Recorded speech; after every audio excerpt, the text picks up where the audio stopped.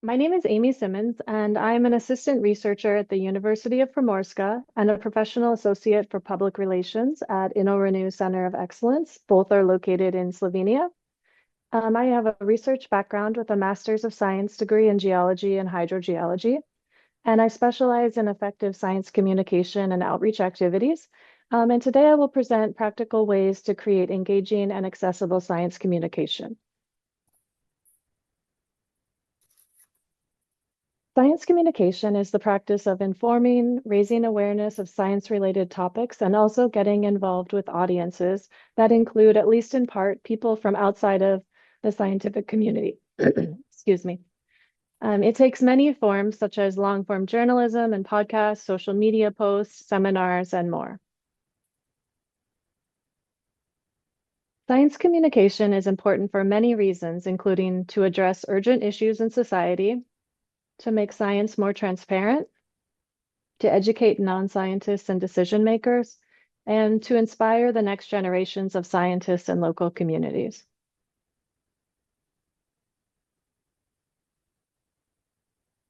The European Commission supports a policy of open science, which focuses on spreading knowledge as soon as it is available. Science communication is critical to this goal. Open science is an approach to research based on open cooperative work that emphasizes the sharing of knowledge, results, and tools as early and as widely as possible. It is mandatory under Horizon Europe, and it operates on the principle of being as open as possible, as closed as necessary. So for any Horizon-funded projects, you will need to communicate your results. We want to share information outside of our fields. However, frequently we encounter a problem with communication styles. Scientists and the public have different communications often. While scientists typically start by placing research in a historical context, the public wants to know the key point at the start. In the image, you can see the methods of communicating are inverted. Scientists provide a background and supporting details before stating the conclusions. While the public typically wants to know the conclusion first, or why should they care? It is important to front-load science communication with the important information first. Then you can build on the main point with supporting details. Today, I will provide a basic framework to guide you and keep your communication focused using 4 simple steps: the goal, audience, message, and medium or platform. Can also be described as sort of who, what, how. And in the next slides, I will discuss each in more detail. The first step is to define the goal of the communication. What do you want people to know? It is important to be specific and not too broad. For example, in my presentation today, a possible goal is how to create accessible science communication, which is quite a broad goal. If I make this more specific, the goal of my communication is to provide an overview of accessible science communication, including a basic framework with practical tips. Step 2 is to define the audience of the communication. It is important to collect information about who will be there, why are they coming to an event, or reading a text, or watching a video, reading your paper. For example, your audience may be policymakers on the EU level or elementary teachers in your country. This will help chart the direction of the communication, and likely you will have a different approach for different audiences.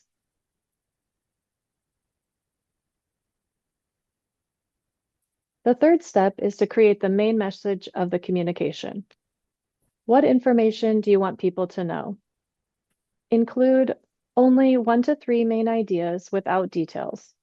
It's important to be specific, brief, and clear. It will likely take some editing to complete this step and distill down the main ideas you wish to communicate. In the example of my presentation today, I wanted you to know a basic framework to communicate effectively and a few helpful tips. Step 4 is to decide which medium and/or platform is best suited to meet your goals and reach the defined audience. For example, a presentation, blog, podcast, social media post, newsletter, interactive display, or something else. The answers to steps 1 through 3 will determine the best medium or platform for your communication. Each step of this framework builds on and supports the others. So now we'll have a short poll.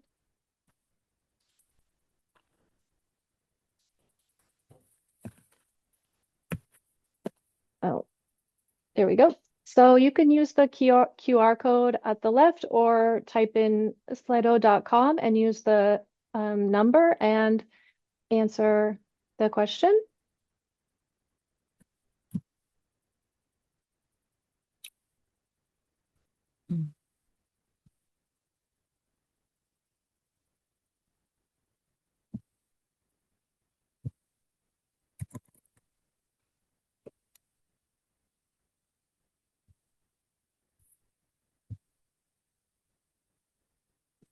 So we'll wait a few more seconds if anyone else wants to answer.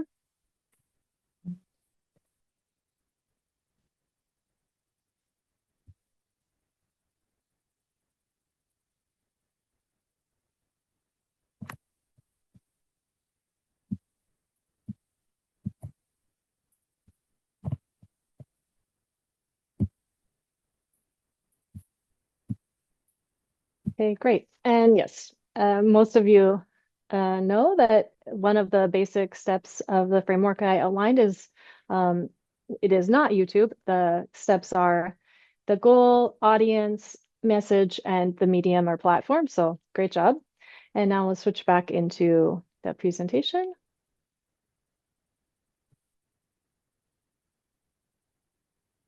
Incarnate came back up. Did it come back up correctly? Yeah. Great. Thank You're you. on the 14th slide. Okay. Okay, so now that we have done these 4 steps, we've outlined the goal, audience, message, and medium or platform. It's time to get started on crafting the message. And I suggest to tell a story to communicate your message. People love stories and narrative. The use of stories, images, and metaphors will help the audience to follow your content and take in your message. Storytelling can be an effective way to share your research. Avoid providing only a list of facts or data. Only use these as support when needed for your narrative. We tend to pack a lot of information into limited space and time. As a bonus, this practice of writing using storytelling can be a great practice for writing grant applications, which many of you are doing or will do. And therefore, while crafting the message, take a step back. What is the most important information you want to share? I suggest you start broad with the most important pieces of information, usually 1 to 3 points, and then remove the details. This might take you some time to refine what those main pieces of information are, but don't worry, we will add some details back in later. But this is just the first step to help you really focus on what's important. And so now that you've chosen your main important pieces of information, now you can fill in the details that are best needed to communicate the main point. You don't need to tell everything at once. You can always provide links to more in-depth material or contact information, or have follow-up communications. Like, for example, if you're using social media, you can have multiple posts in a series or several papers. It's better to focus on a few clear messages than to overload one communication event, we'll call them. So be sure to stay on message during the event, and digressing from the key messages may cause overloading of information or confusion for the audience. And it's good to try not to complicate things. Keep it simple, use short and simple sentences, use simple and clear language. And remember, simple isn't a bad thing. It's a starting place for a conversation and learning.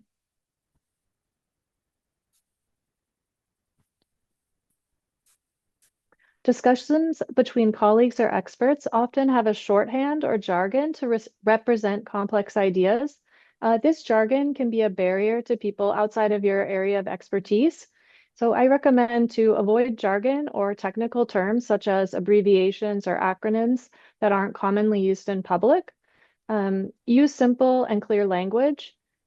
Don't assume that people will know what scientific terms mean. If you use them, explain them simply.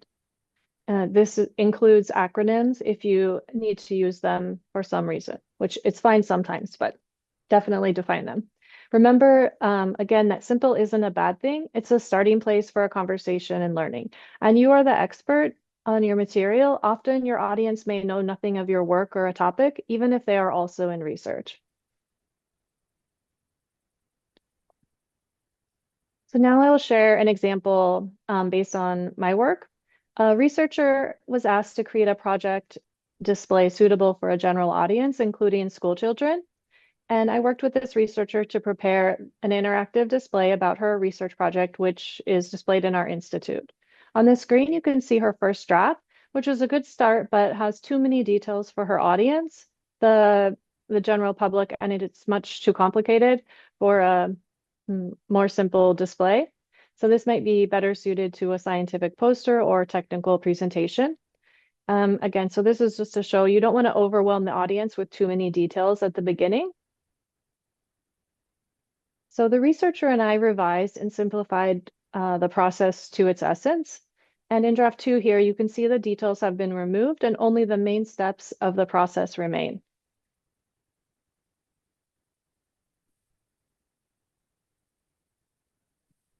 And here is the final interactive product, which was displayed at a conference and is now at our institution.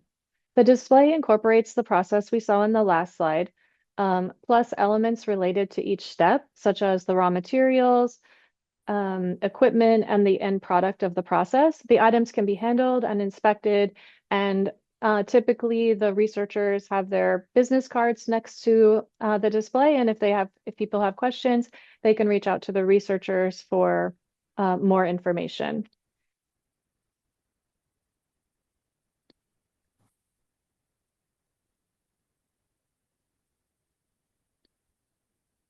So how do you write your communications? Which voice do you use?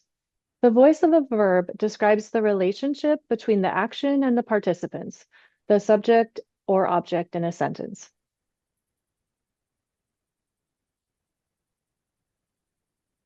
In English, we can communicate using the active or passive voice. When the subject of a sentence performs the action, the sentence has an active voice. When the subject of a sentence merely receives the action, the sentence has a passive voice. Try to use an active voice in your science communications. The active voice promotes simple, straightforward writing.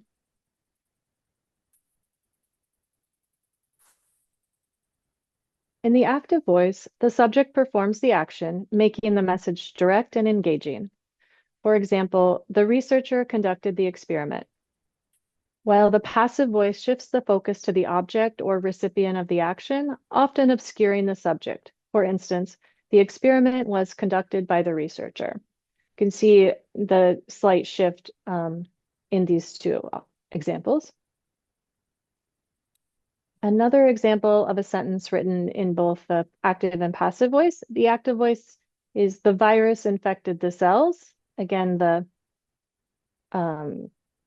subject is doing the activity. And in the passive voice, the cells were infected by the virus. This can take some practice if you are accustomed to using passive voice in your writing, but if you try to switch to the active voice, you definitely can liven up your communication. And the choice between active and passive voice can significantly impact message clarity and effectiveness. What you want to emphasize in a sentence will guide which voice you use. When should you use active voice versus passive voice? Use active voice for clarity and directness. Use passive voice to emphasize the action or recipient, or when the doer is unknown or irrelevant. Discover how to identify, use, and switch between active and passive voice in your writing to enhance your science communication. And now we'll switch to a poll.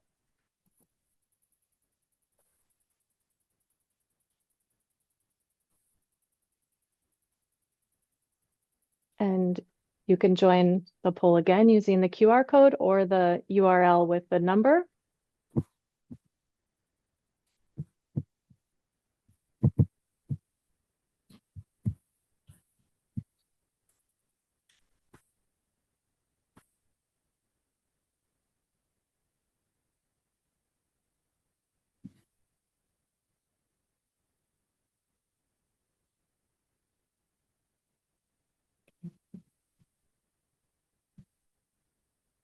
Wait a few more seconds.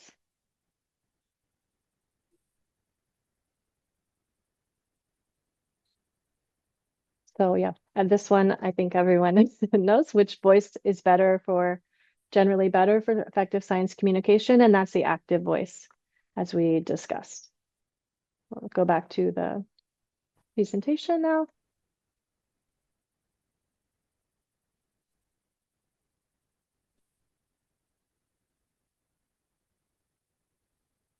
Now you can determine the tone or persona of your communications. Tone typically refers to either the mood implied by an author's language and word choice or to the way that the text can make a reader feel. For example, fun, humorous, quirky, or serious. The tone or persona can help you create cohesive messaging over time. The tone can vary from platform and audience if appropriate. For example, you may have a more professional tone on LinkedIn compared to your TikTok, which has a more humorous or lighthearted tone. Karin will discuss this more later in the presentation. Additionally, the tone can be different from your personal voice, but it is also okay to use your own voice if that's better for you.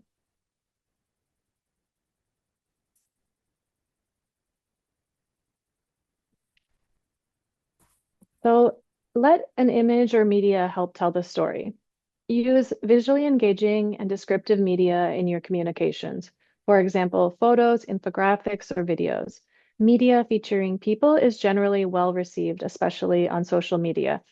Even though the photo I did show you is basically half a person, but you can still see that they're doing some activity in the lab, which may prompt some questions or curiosity in your audience. Charts or content from your research, like your papers, like this one from a computer science publication about transportation networks, may be a good choice to draw interest to your content. In this image, the colors are showing the vehicle trips the passenger first met on, with darker edges representing longer contact duration. So maybe your audience doesn't really know anything about these type of networks, but they may be drawn to the colors or the grouping or something. So it's really a nice place to get people drawn into something that maybe they don't know about yet. Additionally, media content from the laboratory or research setting, such as this microscopic image of wood, is often well received in communications. This can help us visualize structures or processes which are not normally visible.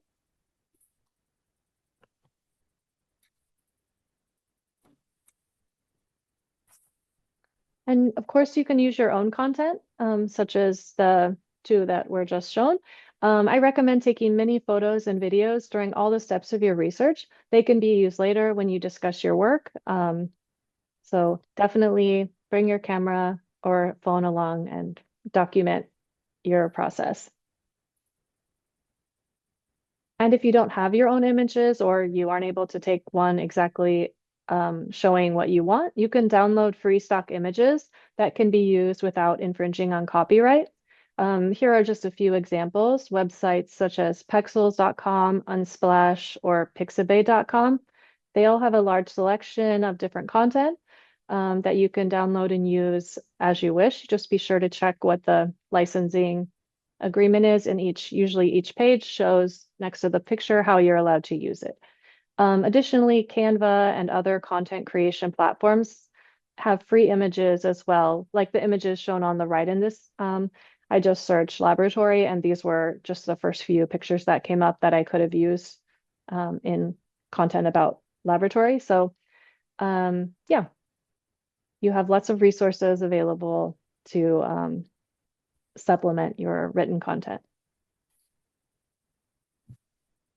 And be open for a dialogue with your audience. People retain more information when we actively engage in a discourse rather than being only passive listeners. So you can try to ask open-ended questions, invite the audience to tell their points of view, and be prepared to address their questions.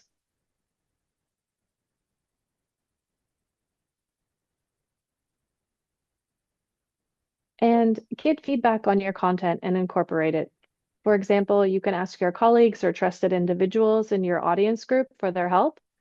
And editing will be crucial to stay relevant to your main message.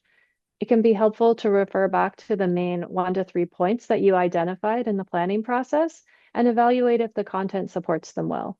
And as I said, this can be an iterative process where you get feedback, do some editing, get some more feedback, and see what really is working well for you and your audience or coworkers. So now that you have your audience's attention, what do you want them to do after engaging with your material? Perhaps watch your video, volunteer for your study, sign up for a newsletter, follow you on social media, download your publication, or perhaps something else. Include a call to action in your content. Make it easy for them to follow up, provide a link or relevant information.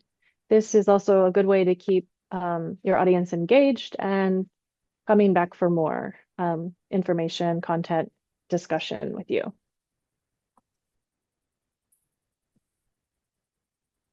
Now we'll talk a little bit about accessibility. So what is accessibility?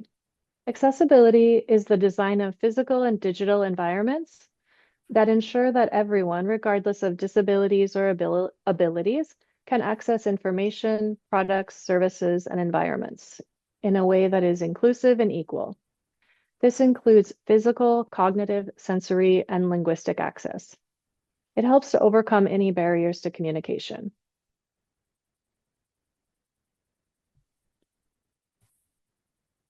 Who benefits from accessible science communication? Most simply, accessibility benefits everyone. For example, it can also benefit people with disabilities, for example, visual, auditory, or cognitive, non-native speakers, people with limited scientific background or education, general public, educators, policymakers. Really, it is a help for everyone. And why accessibility is important? Accessibility increases public trust and engagement in science. It promotes equity and inclusion. It reduces misinformation and confusion, and it supports informed decision-making.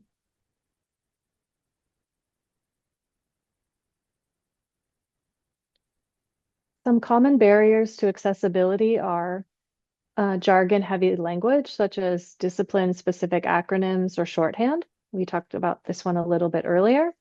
The lack of captions in videos, the lack of alt text for photos on websites or social media, poor visual contrast or complex graphics, academic paywalls or closed access to, for example, publications, website design that is not compatible with screen readers, and these are only a few common barriers that exist to accessible communication. So now I will provide some easy examples of accessibility for science communication in practice. Provide alt text for images and figures on websites, social media, and publications when possible. Alternative or alt text is a brief text description of images and graphics, and it's an essential part of making content accessible.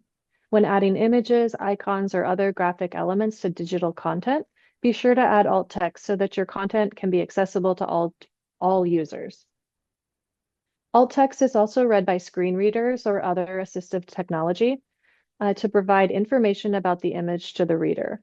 Alt text should not just describe the image, but provide context on how the image relates to the page content. Alt text will also show on the screen when an image doesn't display properly. So that's a case where it definitely benefits anyone accessing the website. And here's an example on the screen you can see of alt text with an image. And Infographics can be optimized for colorblind readers, and estimated 300 million people have a color vision deficiency, like color blindness. And this image shows how people can perceive color differently in the same image. And this shows just 4 common types of color blindness. And there are many tools on the internet to check if a color scheme is good for those with color blindness. In a figure or chart, it's good to include both a color and a shape or a pattern, such as black triangles, red circles. So even if people aren't able to perceive the color, they can still get the same information based on the shape or pattern. For digital accessibility, the concept of color contrast is as critical as it is simple. Color contrast refers to the difference in light between font or anything in the foreground and the background. Color contrast ratio is a measure of brightness of 2 adjacent colors. And it's good to aim for a contrast of 4.5 to 1 or higher. And this is helpful for people with low vision, low contrast vision, and color vision deficiency like color blindness. It's also helpful in poor lighting conditions and as people age. You can see an example of different types of contrast on the screen: high contrast, low contrast, and good contrast. I think we probably all can think of an example when we tried to read something and the contrast was not quite right for our eyes. And in terms of font, and it's good to use simple, familiar, and easily parsed fonts. There is not one best font to use, but there are many good ones. And it's good to avoid overly stylized fonts or those with ambiguity between characters where maybe you confuse an O and a 0, and also avoid small font sizes. And here's in this word cloud are some common font names, which are typically familiar to people and quite easily parsed.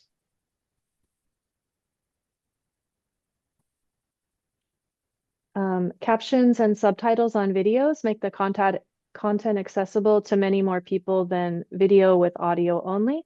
It's good for those who are hearing impaired, or also maybe, as we're all familiar with using Instagram and TikTok, maybe you want to watch a video and you're on the bus or in a place where you can't use the audio on your phone, so you can follow along with the captions or subtitles. And this is the same.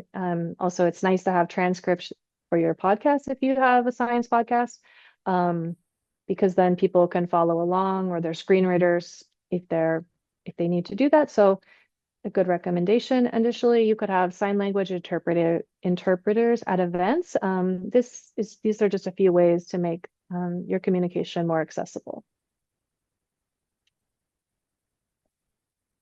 And here you can use the QR code to view a presentation named Accessible Science Communication: Tips for Inclusive Science Posters and Data.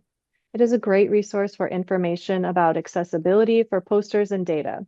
It includes information for poster formatting, color contrast, color choice, methods to convey meaning with more than color, plus additional resources on the topic. So you're welcome to download that if you'd like. I'll just wait a few more seconds.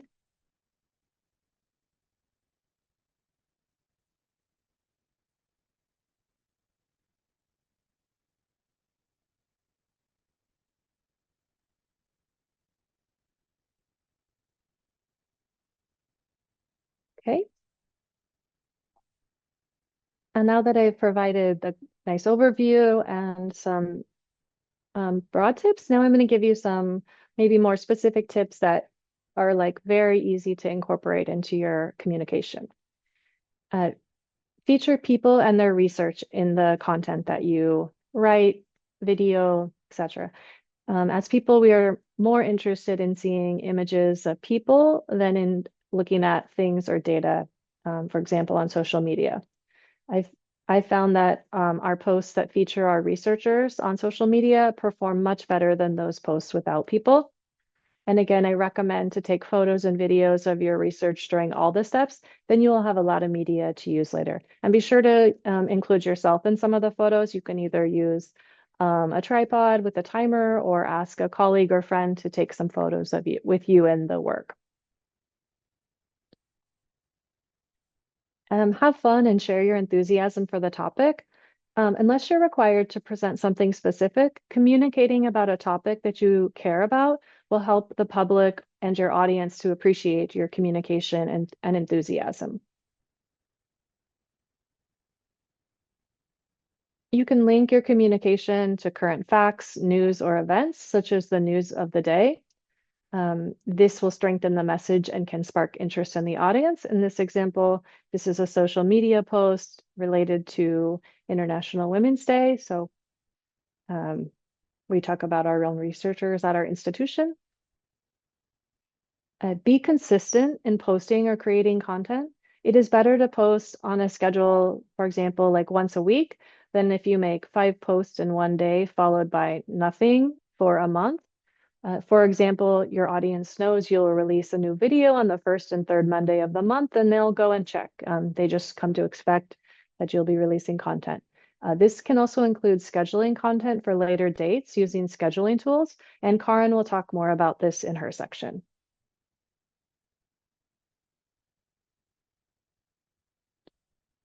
And most importantly, you will probably need to practice. You can discuss your research with family and friends or other researchers in a different field in simple ways.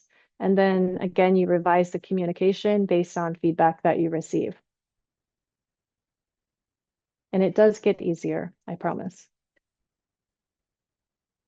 And my last tip is use resources if you need assistance. Ask for help from communication experts at your institution, such as the media or public relations office. Additionally, you can find free resources like checklists and toolkits on the internet. You can use this QR code to access the Horizon 2020 Project Quest, Quality and Effectiveness in Science and Technology Communication. It has many tools to help better communicate science, including a checklist to support scientists in delivering their message and fine-tuning their communication skills to the public.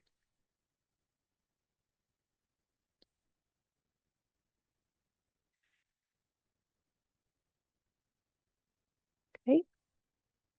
And I want to thank you all for your attention and good luck and have fun in creating your communications. Please follow my research institute, InnoRenew Center of Excellence on LinkedIn, Facebook, and X.com Twitter under the username InnoRenewCOE. And I will answer any questions at the end. Thank you. Thank you. Okay, then I will just start.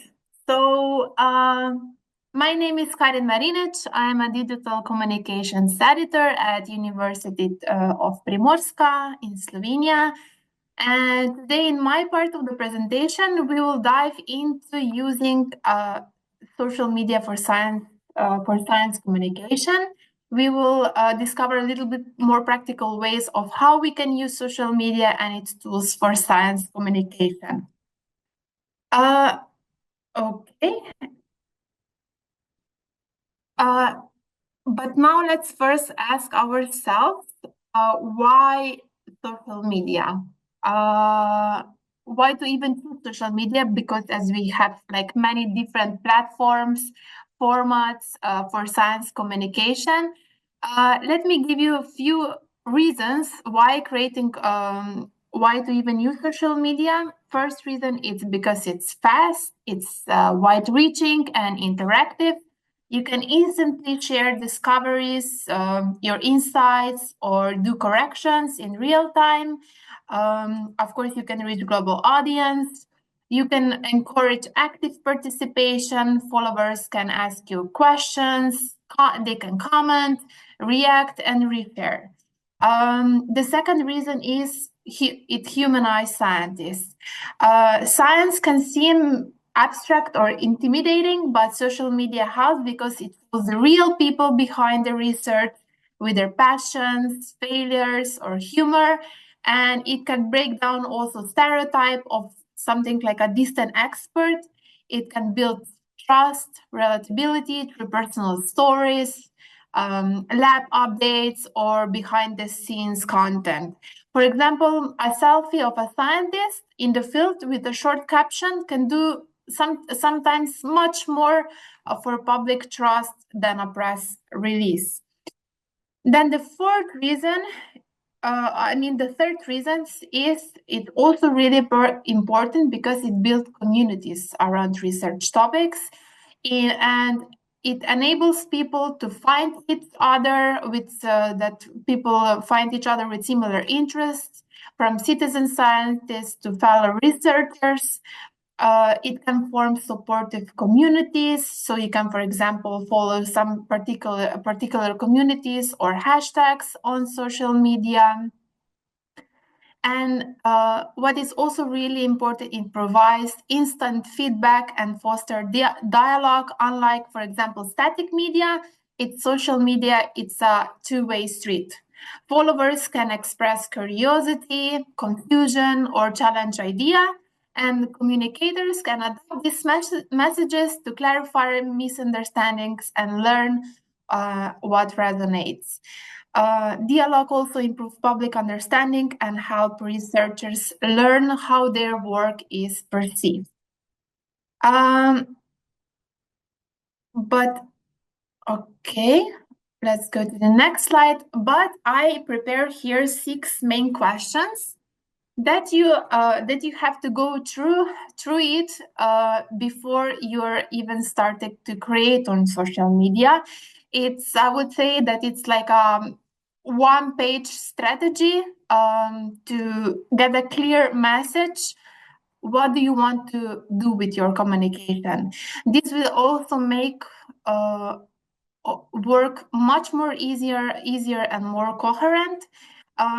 Amy already touched some of the questions in her presentation in the first part, but I will just briefly summarize them. So first question is, who is my target audience? You have to define your audience. Are these university students, or are these adults with no scientific background, or are these journalists or policymakers or experts from other fields? So designing communication strategies for different stakeholders also requires nuanced approach. For example, policymakers need concise, action-oriented insights, while, for example, general public benefits from engaging narratives that highlight the relevance of research in their daily lives. For example, meanwhile, business leaders may require data-driven analysis with a focus more on a practical application. And this understanding, these diverse needs allows you to tailor your message for your maximum impact. So you have to know who are you targeting with your communication. In that, identifying who is your audience. This is really important. The second question is, what is my purpose and what do I want to achieve?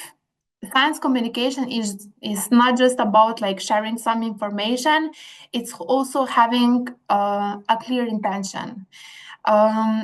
Usually facts alone are not enough to capture attention, and narratives can connect with people's experiences and emotion, make scientific knowledge more engaging and more memorable. So I figured out, for example, the profiles that are having one clear purpose, actually they perform the most. So when you're entering to the profile that have multiple like purposes, you don't know which one to follow. And so, for example, if you in your communication have different purposes, it's much more better to, for example, open like specific profiles for that. For example, a good communicator defines their purpose really early. So the audience and the purpose, it's a must-have before you're starting.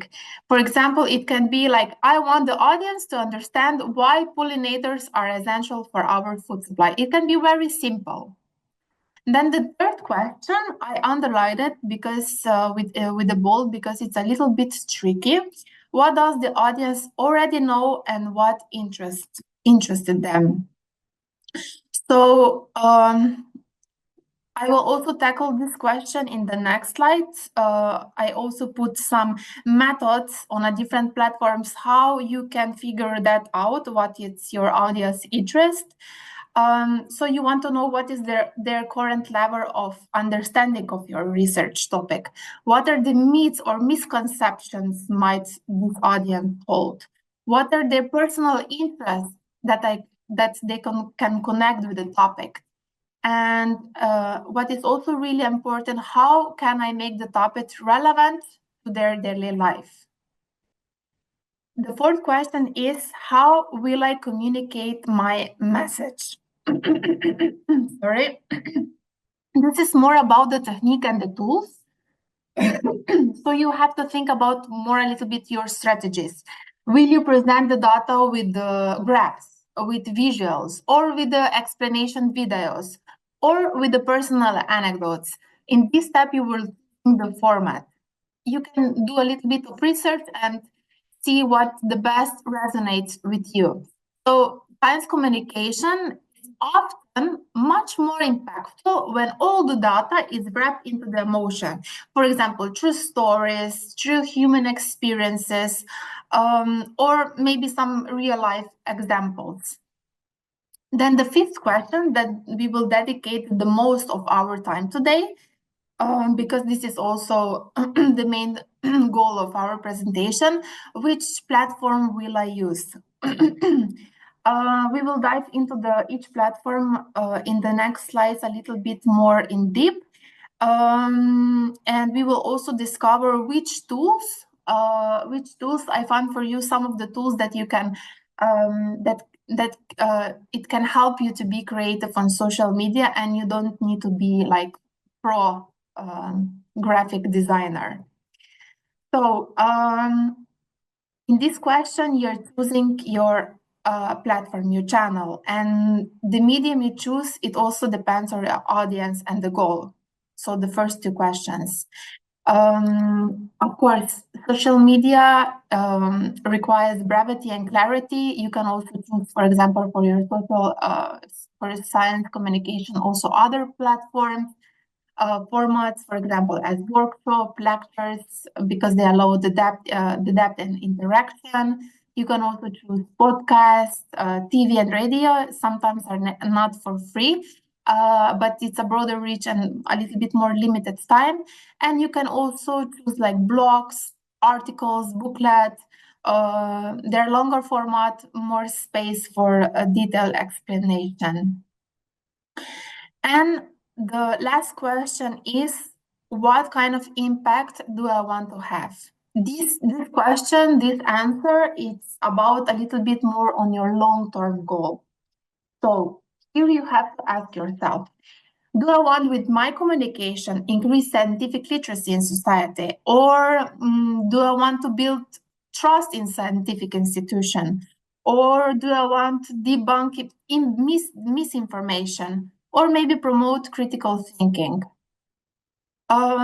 So these questions, I think it's a must to rethink a bit before they can help you. They can help you rethink whole picture. It's like a one-pager strategy to have a clear clarity in your mind before you're starting, and to achieve with communication. What do you want? What is your purpose? Okay, let's go to the next slide. So as I promised, here we will discover a little bit more how we can explore what is our audience interest. There's many different tools and platforms. I mean, the tools inside of the platforms that can help you figure it out. Here it's one table that with the methods, tool, and platform, and what is the goal. So, for example, you can, through Instagram stories, for example, use polls and quizzes and test, for example, specific knowledge or interest of what kind of content do they want to see in your profile. You can, for example, also comment mining. you go to your you can go to the content creator websites or social medias and see the comment section. See the confusion or misconceptions of the people, what kind of the conversation they have, and this all can be your base for how for planning your content ahead. You can invite questions in the question and answer boxes on Instagram stories and learn what audience wants to know.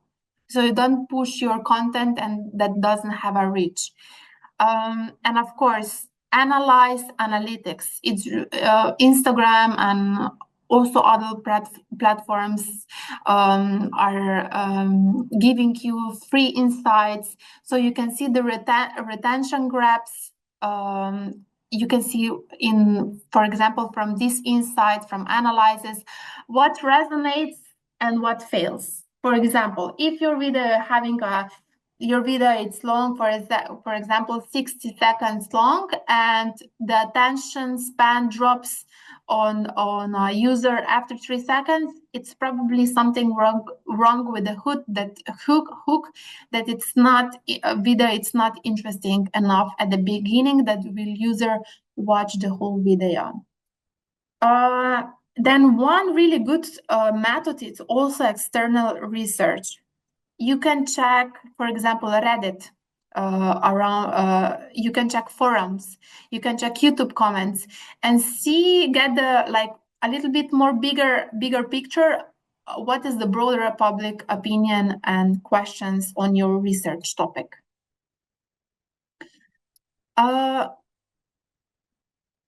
Let's go ahead. Okay, and here and now we are already discovering platforms. I indicated some of the platforms that are widely used among people. Instagram, you probably actually using the most of these social media platforms daily or not. Maybe some of you as a content creators, some of you just as a users, or maybe you don't use it at all. So let's go first. I put it in the table the platform strengths, and what are these platforms the best for in the frame of science communication. For example, Instagram have a really strong visual storytelling. One of the most powerful tools in science communication, it's a storytelling. You can use it, for example, for lab life, showing experiments. You can put infographics into carousel. Then YouTube, it's a platform for a little bit more long form videos. You can use, for example, YouTube for explanation videos or tutorials. You can use it also, for example, as for vlogs. YouTube also have a it's called YouTube Shorts.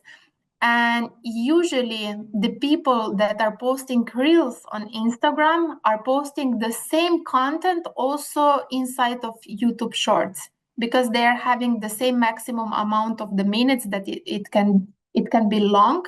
I think it's 3 minutes. This is the maximum. Some of the people are, for example, I don't know, the workshop or some presentation, and they actually choose the clips out of this longer video as a YouTube Shorts to invite people, if they're interesting enough, to watch the longer video. Then you probably heard TikTok. It's super famous for short and viral content. You can use it for example, for quick tips, or also for short experiments and for youth outreach. Then we are having LinkedIn. LinkedIn, it's much more professional platform. It's widely used for professional networking. So it's good that you, For example, using for when you write a new paper, or you're attending some conference, or you're meeting interesting people, so that you're posting your academic achievements, also job-related information, and also more information related to your academic career. X, it's also more. You can use it for the same things, but it's more in a more real-time news. LinkedIn, usually people also posting after a few days after they attend some conference, or after they wrote a post that they just released a new academic paper.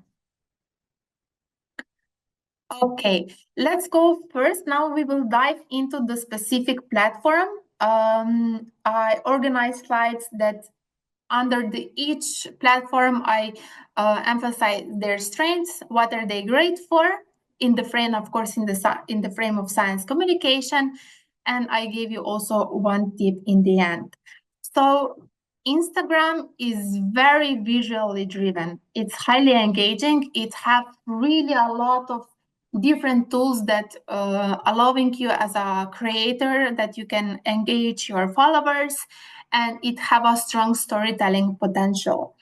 You can use, for example, Instagram for the behind the scenes lab photos. You can use it for science infographics. Then day in the life reels. You can highlight your field work or nature-based science. Then Instagram stories and reels, you can use it for engaging, for example, educational content.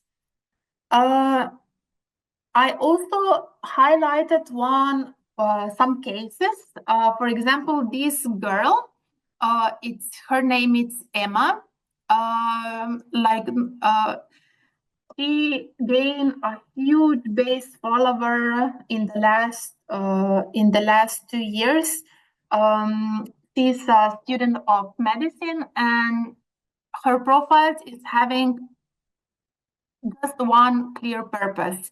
For example, you can see from her profile that she's having just one purpose with her profile. This is to achieve better, to educate how to achieve better health in a more holistic way, but all underpinned by background studies. She always put also academic paper that backups her storytelling through the videos. If you want, I can show you, for example, this is the print screen of her Instagram. Then she also released the newsletter, and you can see from the visuals that she's making also, but of course she also tells that everything what she does by herself. She doesn't have a whole team behind herself. She's just filmed by her boyfriend, but she's very constant in her posting. She also have a YouTube channel. For example, how she engaged her community. She's giving on Instagram, for example, some polls, and the followers actually vote out which topic they want to discuss in the next video. So she's always having what her followers want to hear, and then she's making a video out of it. And of course, she's also making other videos. She's having a Instagram live, usually once per month. Each Sunday, where she explaining more detailed, like on one specific topic. And once again, the followers tell her what they want to hear, for example, this Sunday. Yeah, this is the one case that shows you that you can do actually everything. Very simple, it's a very in storytelling narratives that you can do everything by yourself. I also put one example where you can see it's a great storytelling with coordinated and aligned visuals identity on all platforms.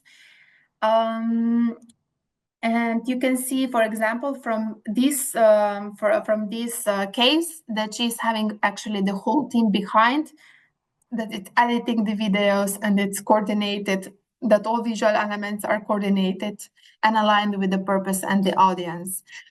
Visuals are actually packaging of how your message get across. Are you using charts, graphs, math, icons, colors, fonts? You always have to choose elements that align with your purpose and with your audience. I say try to create space that keep things clear, and don't forget about developing also a consistent brand across the visuals, so that you always use, for example, the same fonts. You choose one font and you're always using the same one.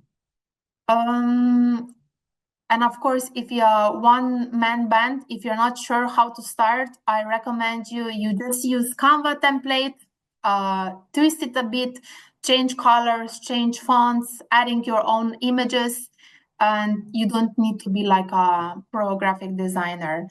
It's just important, as I said at the beginning, that you align your visuals also with your purpose and your audience as early as possible.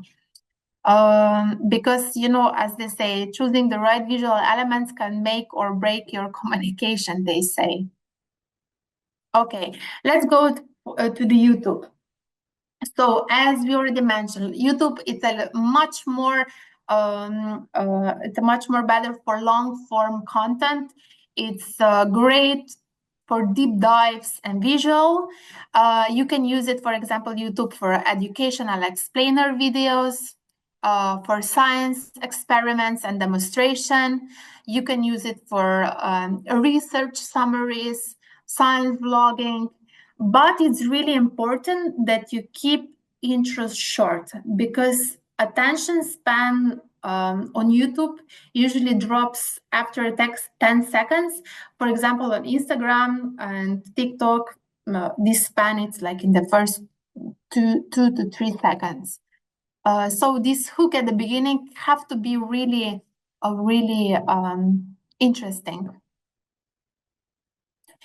Then we are on LinkedIn. The strength of LinkedIn is a professional audience. It's really great for credibility building. So you can share your academic achievements. You can promote, for example, your discussions, your talks, your publications, your attendance on the conferences or job opportunities. And what is really important, that you build your network across disciplines and the industry. And it's always very important when you post on LinkedIn that you just don't put it into the ChatGPT to write your short caption, but you also add your personal reflection or lessons, that the post will be more engaging. Be proud of your work. Share it on LinkedIn. We always encourage also our employees. And what is really important, don't forget to tag all relevant people in your post. These are organization, institution, your university, faculty, everybody that is related to this post work article topic. Usually researchers working in the same field or trying to find some people to collaborate are searching for the people on the social media platforms. The social media platforms also gives you the space for less formal conversation, and it's also much more likely if you want to create a less formal conversation, and the people usually actually respond sooner to the social media than to an email. So there is always good to have a polished and updated profile. Yeah. For example, on our university, usually once per month, we are posting job opportunities, and some of our employees also reshare these posts. One of the good features also on LinkedIn, it's also that you can upload a document to a LinkedIn you have to upload the PDF, and then each slide is divided into the images. For example, I searched for one case. This is, for example, this case that the girl uploaded PDF, and then it's divided into the 7 pages of infographics. What is the pooled study? So she make a carousel to break it down, answer simply. Okay. Here, it's one case. Maybe you already heard about it. It's a citizen science projects on. I'm showing you now a little bit more good cases. It's a science project on women's health, studying the female microbiome and its influence on our health and well-being. So the initial results were shared with the broader public on the different social media. They choose platforms, Instagram, websites, and they're having X, but they're on the X Twitter. They're communicating through the researchers account, but also their profile is actually aligned with their visual identity. This project also won a European Union Prize for Citizen Science. And you can see if you enter to their website, if you enter to their, for example, Instagram, you get the whole image, what is the clear purpose of these profiles. Okay, and then we are on TikTok. TikTok, strains of TikTok, it's a viral reach, it's a trend-based. It's a really strong with younger audience. The strongest is with the audience around 16 to 25 years old. For example, in the frame of science communication, you can use it for the quick science facts or myth busting. You can create like eye-catching experiments and demos. You can also respond to misinformation using duets and stitches. This is two features on TikTok.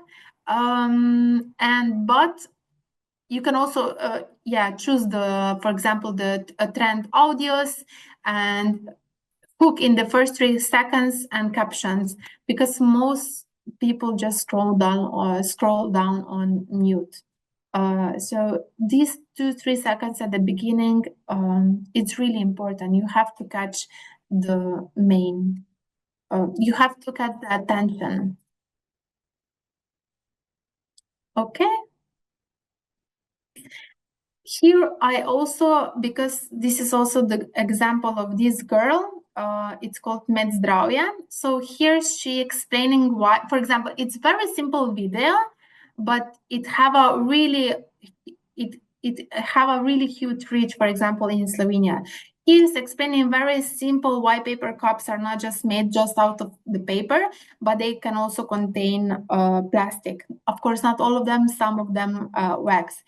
So we drink warm drinks to go every day. So the topic is widely relatable, almost to each person. And in post, we also indicate link to article paper which scientifically actually backs up what you said. I underlined this in yellow. You can check her she's on YouTube, and it's a home production. She's on YouTube, in TikTok and Instagram. So after you heard that, just answer yourself quickly. Which platform best suited for your science voice and goals? A lot of people, when they're starting to creating strategy for their science communication, use mix of different social media platforms. The most widely used is Instagram and YouTube, and also LinkedIn. And now it's becoming very, very popular. It have a huge potential, also TikTok. Because Instagram is the social media platform that the most people are choosing for their science communication, we will dive a little bit more into the type of post that you can do on Instagram.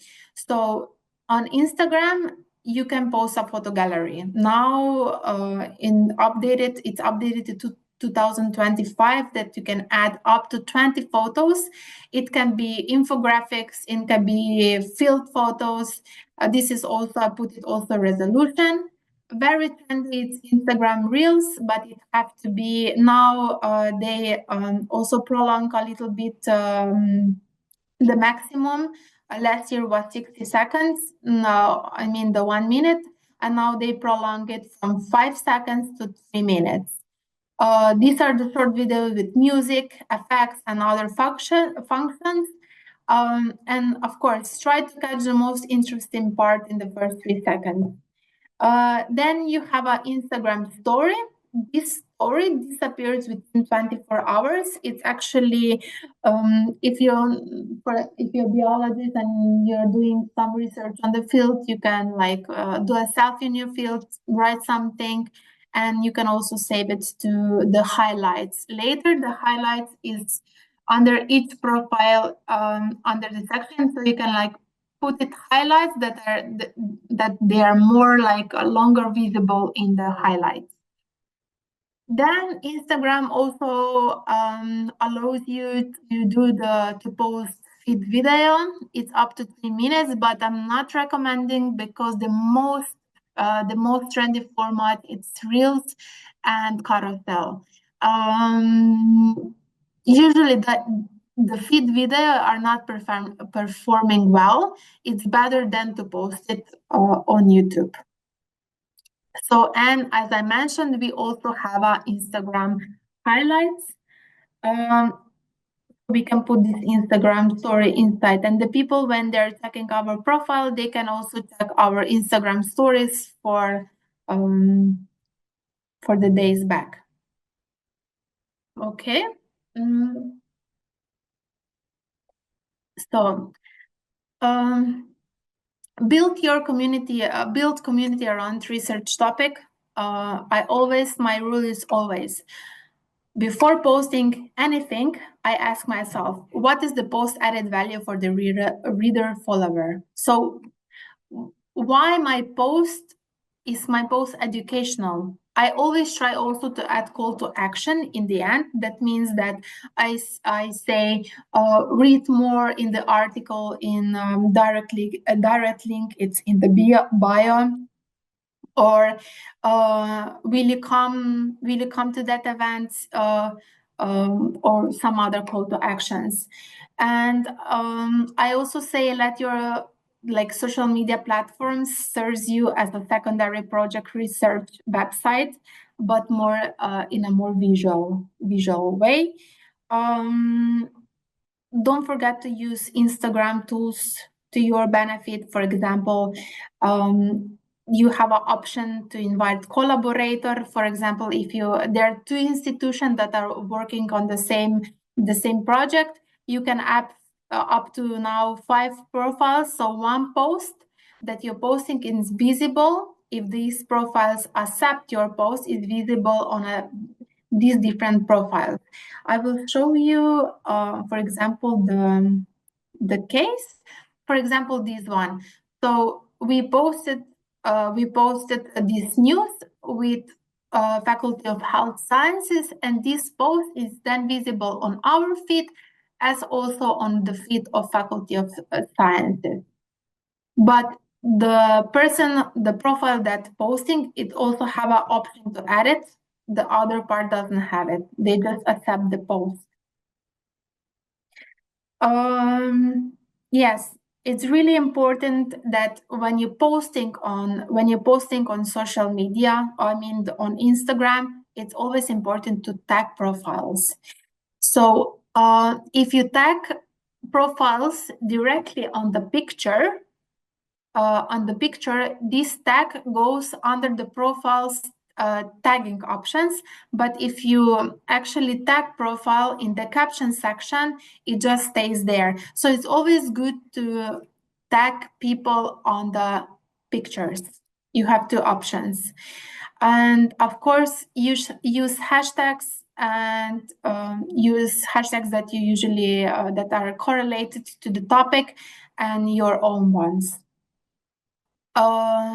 If you want to plan ahead, you can use Meta for scheduling. So it's much more easier when you have time to schedule, for example, content ahead. Yeah. Now let's go a little bit toward the tools that we can use it, most of them for free. But of course, we can also buy the premium version where there's like many more elements and many more options within, but we can still for the basic creative processes, we can also use these applications or websites for free. Canva. You probably know Canva. It's a graphic design platform that makes super easy for everyone, even without, you don't need design experience to create beautiful visuals. Canva have thousands of image templates that you can customize. Talent Templates offers you faster content creation and without pro background. You can upload your own images under the section brand. You can upload, for example, logos, visual elements of your project. You have a massive media library. There are like millions of free premium photos. I don't know, also Amy mentioned before some of the free stock photos. Canva acquired two of the world's biggest free stock content sites. These are Pexels and Pixabay in 2019. So everything on the website that Amy actually mentioned before, you find everything also in Canva. It's also really good for charts and graphs. It's easy to use chart builder. It's great for scientific reports, visual presentation, and you also have a branding tools with Canva Pro. And it's also good because if you invite, you can share the project or some creative link to other person, and you can edit it together, leave comments, you can assign tasks, or share these creatives as a link, or export them as a PNG, PDF, GIF. And by free plan in Canva, you have a storage of 5 gigabytes. I think this is totally enough for the beginnings. Okay, let's go to the next tool. You probably notice in some posts that they're having underlined. I mean, that the text is in bold. Here I put it one example. Actually, the social media post platform doesn't allow you to directly put into the italic or the bold. We are using Facebook font. This is like the website where you just type the word in it, and then you're having different fonts. You just copy paste, and then you copy paste into the caption of your web.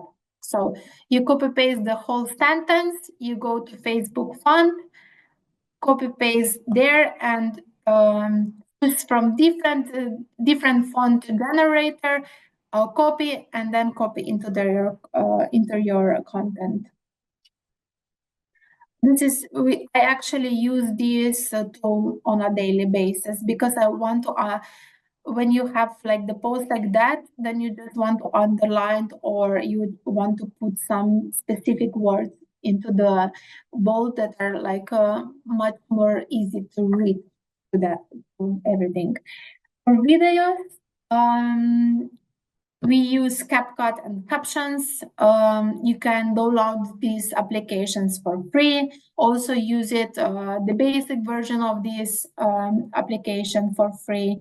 I think that in the beginning, it's totally enough to use the elements that are still available for free. CapCut, it's for the video, it's that you can edit videos.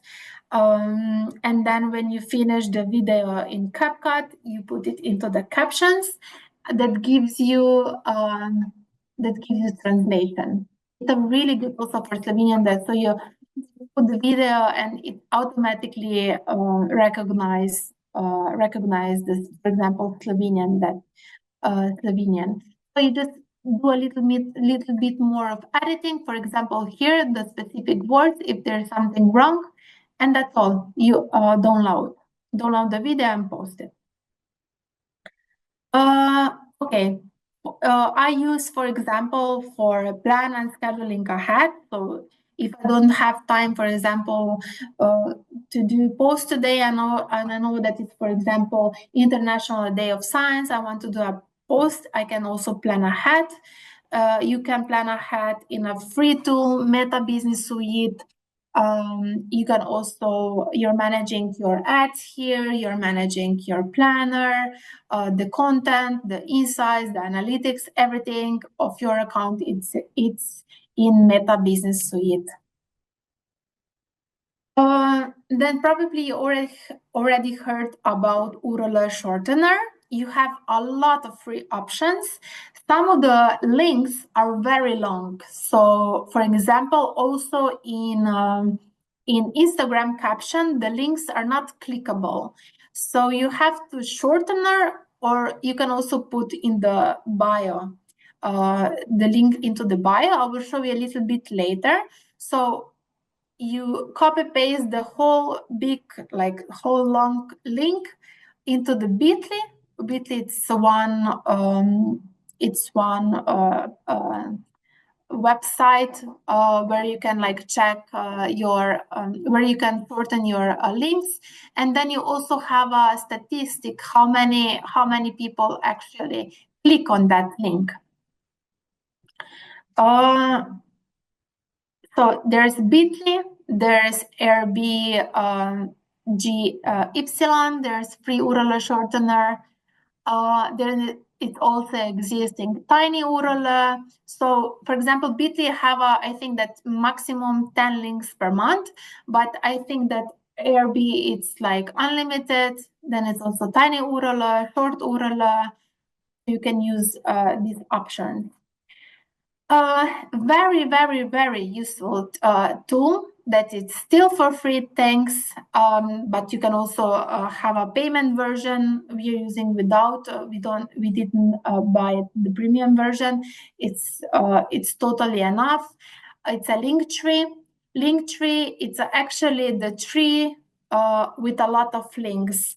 For example, when you're making the social media post and you want that the people go to some article or to some paper or to some website or to make a donation or to support you or to go to your website, you can add this link into the Linktree. So I put it here, preview how, for example, our of University of Primorska Linktree doesn't look like, and I updated these links regularly. And these are the background admin view, and I see which actually links are so now active. You can also unactive for a while, and here it's also statistics, how many people, for example, click on that link. And here I put the screenshot of the bias profile. Bio profile, this is on Instagram, must be perfect and communicate a clear purpose of the profile. You can use Linktree for multiple links, but also Instagram by itself. It offers you that you put here up to 5 links. If you have enough 5 links, you can do it directly on Instagram. If you, through your post and content, have a more than that, you can put it into your Linktree.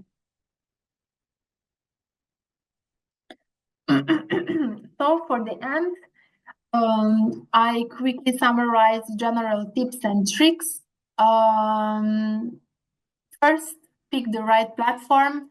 Don't try to be everywhere. Choose 1 to 2 platforms where your audience hangs out. Know your audience and focus and organize your information for that particular audience. You don't need to be everywhere. You just have to focus on your audience. And what do you want to achieve with that communication? Hook fast, explain later. People scroll fast. Grab attention in the first seconds. Start with a bold question or surprising fact. Use curiosity gaps, like most people think something, but actually it is like that. The third tip is turn data into eye candy. Numbers are very powerful, but raw stats get ignored. Use visuals to make data on the spotlight. Use colors, icons to simplify complexity. Use infographics. Use bar charts. They're very also popular before and after comparison. The fourth tip: show your face. If you don't want to show your face, show your voice. Because why? People connect with people, even in science. A short video of explaining a concept can build trust and reach far more than, for example, a text post.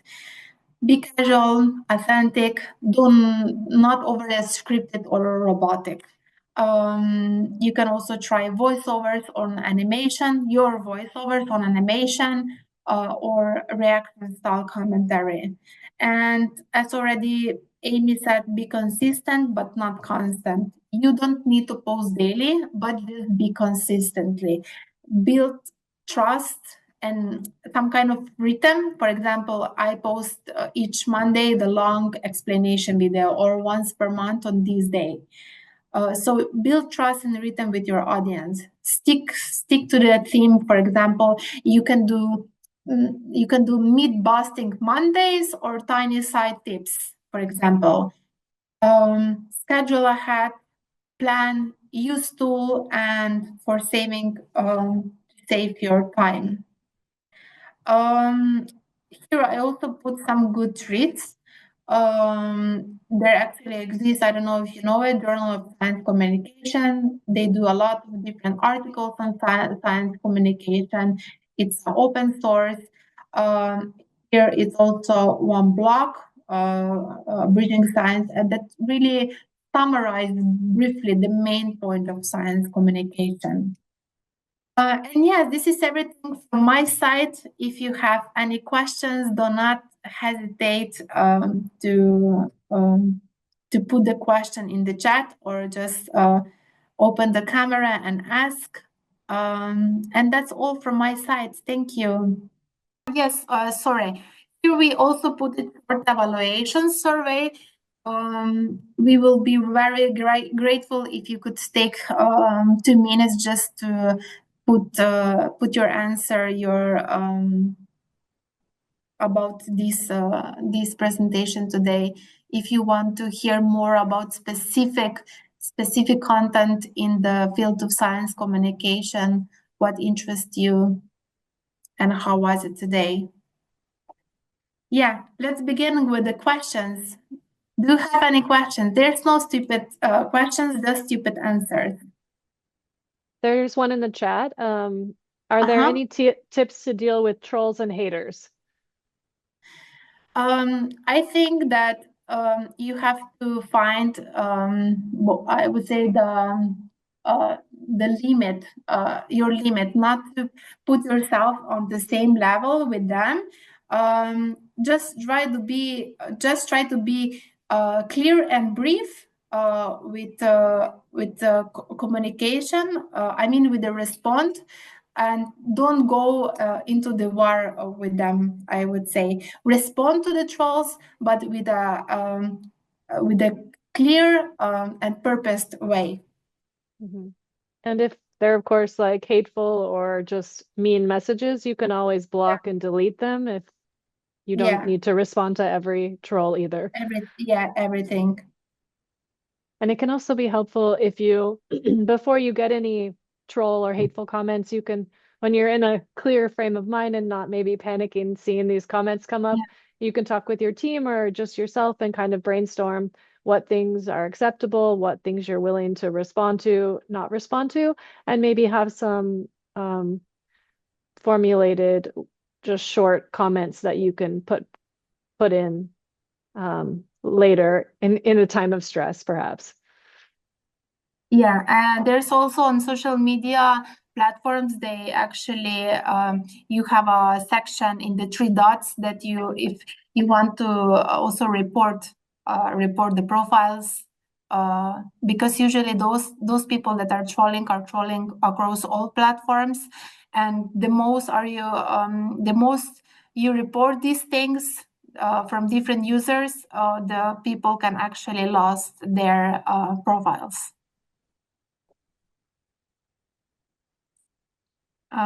Yeah. Okay. Do we have any other question? No? Yes, Karin, actually, I have a question. Yes. Can you hear me? Yeah. Yeah. So I've heard that the CapCut tool is very useful for the videos, right? Do you Yeah. maybe know what's the price of the paid version, let's say for a yearly subscription? Do you maybe know? Yeah. So the CapCut cost, it's a little bit cheaper if you bought the yearly subscription. It's 90 euros. It's 89 euros. And for the captions, so for the translation part, Yeah. it's 110, the yearly subscription. Okay. Yeah, and Okay. around if you buy month by month, it's around 8 to 10 euros, depends on the platform. Okay, thank you. Yeah, no problem.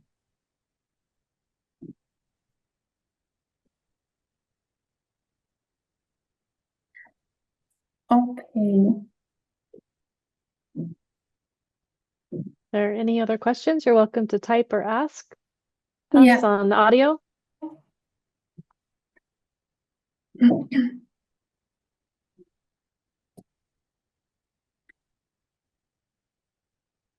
Yeah, we hope it was useful. Just write your feedback into this short evaluation survey if you don't want to speak now, and we will try maybe to adjust our presentations, because science communication is a huge field, and you are also with a different pre-back knowledge already entering this presentation, so we can maybe just a little bit adjust it for the next time. Yes. I want to thank everyone so much for coming today and being such a great audience. Yeah. Thank you, Aurel Lamfrey. With pleasure.